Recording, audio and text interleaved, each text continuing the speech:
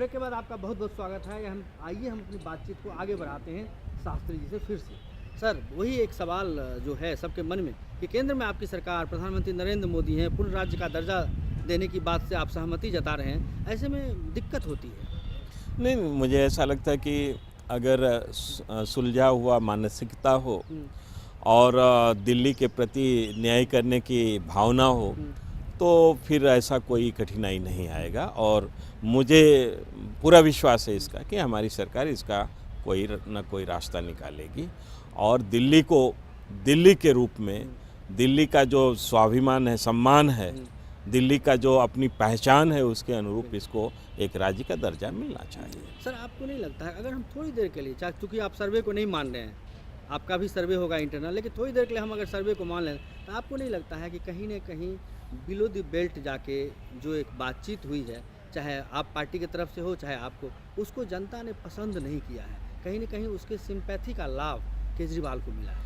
नहीं, देखिए, केजरीवाल बिल्कुल एक्सपोज हो चुके हैं और उसको एक्सपोज करने के लिए भारतीय जनता पार्टी की तरफ से ऐसा कोई प्रयास हुआ, ऐसी भी बात नहीं है। अब सोचिए कि जो इनके साथी हैं वो कह रहे हैं कि एक रात में इनको 2-2 करोड़ का चंदा मिलता है। चंदा मिलता है, हमें भी पता है, पॉलिटिकल पार्टी को तमाम कार्य संपादन करने के लिए खर्च की आवश्यकता होती है, लेकिन अगले इनके व्यक्ति, इनके पार्टी के नेता या ये स्वयं ये बात कहते हैं कि हमारे यहाँ 10,000 से ऊपर जो भी चंदा मिलता है उसको पार्टी के अंदर उस पर विचार किया जाता है और इसके बाद उसको लिया जाता है।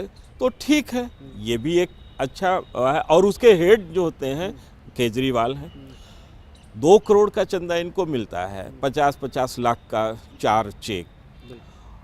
इनको ये भी नहीं पता कि वो कंपनियां ऐसी हैं जिनका 1 लाख पेडअप कैपिटल से पिछले ही साल शुरू की गई हैं और उनका जो ऑफिस है वो झोपड़पट्टी में है, वो इनको 50 लाख दे रही है।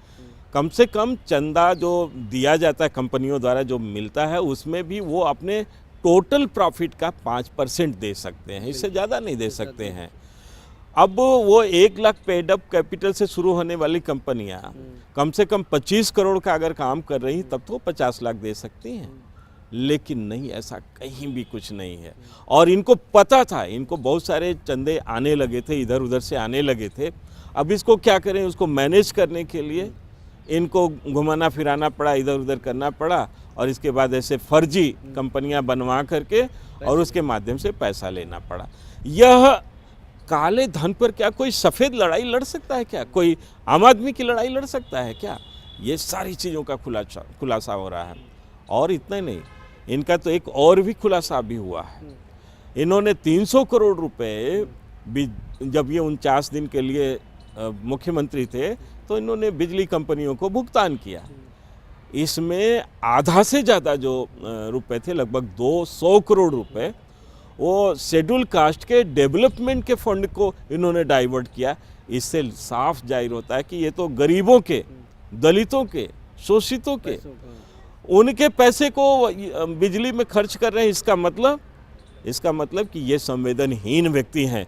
नहीं तो उनके शरीर पर फटे हुए कपड़े को देख करके, उनकी एक दयनीय स्थिति को देख करके कोई दिमाग में भी ये ला सकता है कि उनके पैसे को हम कहीं गलत जगह इस्तेमाल करें, कहीं दूसरी दिशा में डाइवर्ट करें। लगातार हर रैली में मैं सुन रहा हूँ वो कह रहे हैं कि आप केंद्र सरकार में, उनकी सरकार है, वो जांच करा लें, उनके पास ईडी है, आईटी है, सब कुछ है, सीबीआई है, वो जांच करवाएं और इस तरह के फंडिंग जो राजनीतिक दलों को होता है तो उस पर रोक लगे।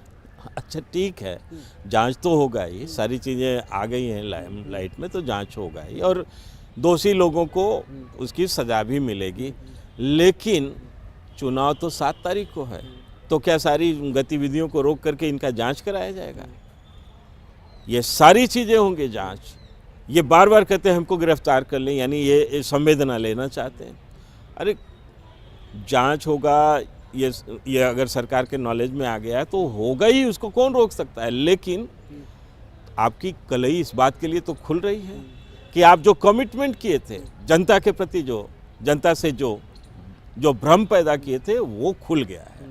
और कम से कम भगवान के लिए, ये कहते हैं भगवान मेरे साथ है, ये कहते हैं कि हम उनके साथ मशीनरी तंत्र है और हमारे साथ भगवान है। अरे भगवान उस व्यक्ति के साथ होगा जो अपने बच्चों की कसम खाता है, झूठ बोलता है। अपने बच्चे की सौगंध खा करके इन्होंने कहा था कि हम कांग्रेस से अथवा किसी से भी समर्थन नहीं लेंगे।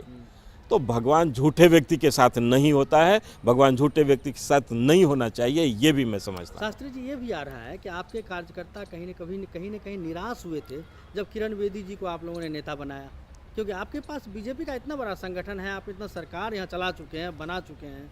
दिल्ली की राजनीति को एक बार फिर समझने में बीजेपी शायद नाकाम रही, क्योंकि जातिगत समीकरण भी आप लोग नहीं बिठा पाए। दिल्ली का एक कलर चेंज हुआ, पूर्वांचल का एक बहुत बड़ा फौज जो है यहाँ पर माइग्रेट हुआ पड़ा है, आप उसको भी ठीक से नहीं देख पाए। तो कहीं न कहीं बीजेपी को समझने में दिक्कत हुई, और उसके बाद ऊपर से किरण बेदी नेता। नहीं, देखिए ऐसी बात नहीं है।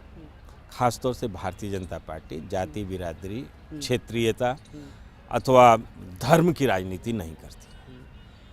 और हमने तो यहाँ देखा है कि सीधे सीधे केजरीवाल के जो साथी हैं और वो एक धर्म विशेष के एक पंथ को के पूरे वोट को अपना समझ बैठे हैं।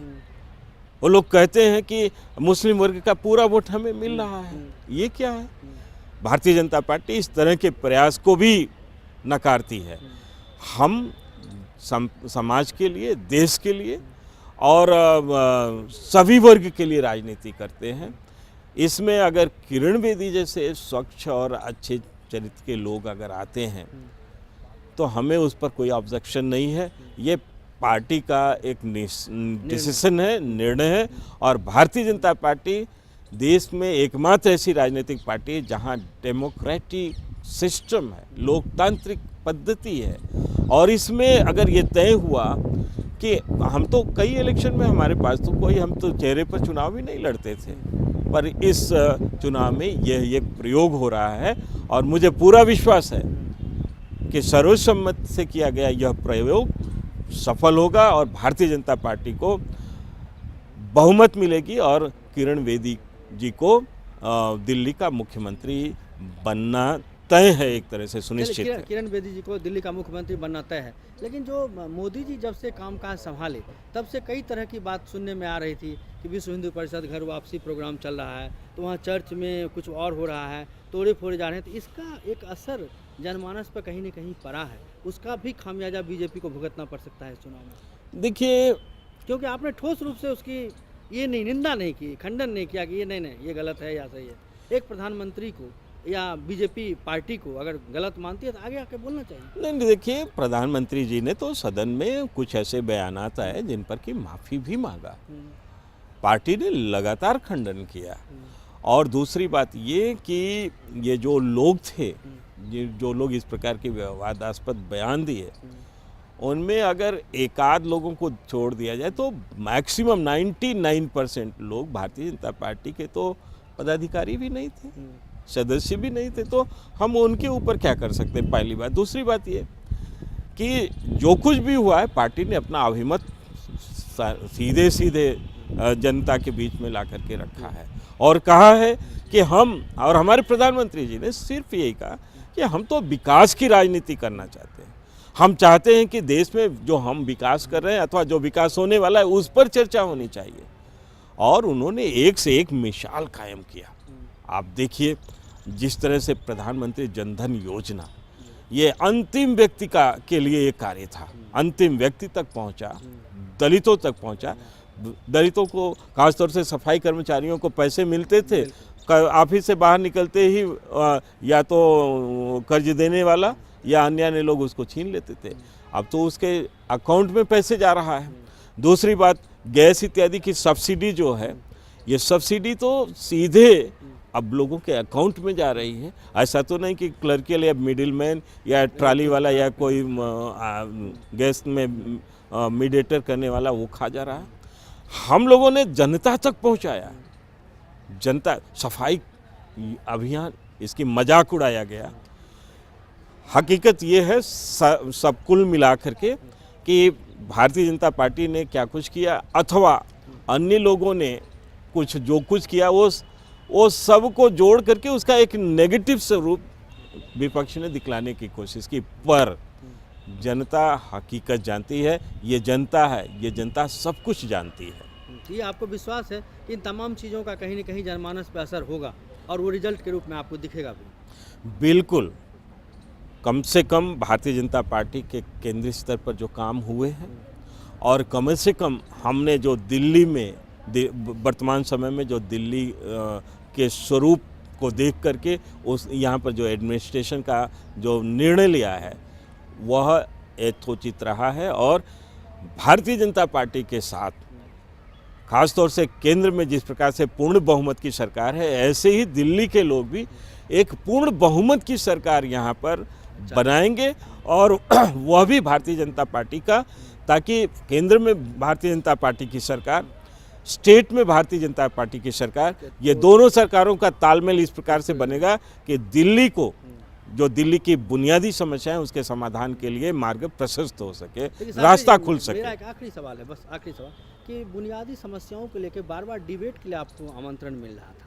किरण बेदी जी को, केजरीवाल जी, उससे आप लोग क्यों भाग रहे थे? डिबेट में क्यों नहीं आके डिबेट करते दिल्ली के 5 ऐसे मुद्दे पे? और आप विकास की राजनीति कर ही रहे हैं जैसा आप कहते हैं, तो आप डिबेट में आते? नहीं, डिबेट ही तो चल रहा है सब, सारे लोग तो बातें कर रहे हैं, अपने अपने विचार दे रहे हैं, इसमें डिबेट का क्या? रोज वो सुबह उठते हैं और एक झूठ बोल देते हैं, रात तक फिर सोचते हैं कि कल क्या झूठ बोलेंगे। केजरीवाल तो एक झूठ बोलने की मशीन के रूप में सामने आए हैं और उनकी हर चीज़ को, अगर आप कल्पना कीजिए, मैं दोबारा फिर वही बात कह रहा हूँ कि इन्होंने कहा फ्री में पानी देंगे। ठीक है, क्या फ्री में कोई 2 शब्द अच्छे भी बोलता है क्या कि ये फ्री में पानी देंगे? लेकिन फिर भी दिल्ली के लोगों को फ्री में नहीं चाहिए, लेकिन स्वसम्मान चाहिए, समय से चाहिए, सटीक चाहिए, जितना वो चाहते हैं उतना चाहिए, ये तो होना चाहिए। उनको दयनीय स्थिति या वो ऐसे भी नहीं है कि वो फ्री में हर चीज़ लेना चाहेंगे, लेकिन एक आम आदमी के रूप में ये जो भेष बदल के झूठ बोल रहे हैं, मुझे लगता है कि इसको न बोलते तो ज़्यादा अच्छा होता। दिल्ली की जनता सब समझती है। शास्त्री जी, हमसे बात करने के लिए बहुत बहुत आपका धन्यवाद और शुक्रिया। ये थे बीजेपी के तेज तर्रार और प्रखर प्रवक्ता डॉक्टर विजय सोनकर। मुश्किल है इनको घेर पाना, लेकिन अब दिल्ली के चुनावी नतीजे आने के बाद ही पता चलेगा कि किसकी बातों में कितना दम है। फिलहाल दीजिए हमें इजाज़त।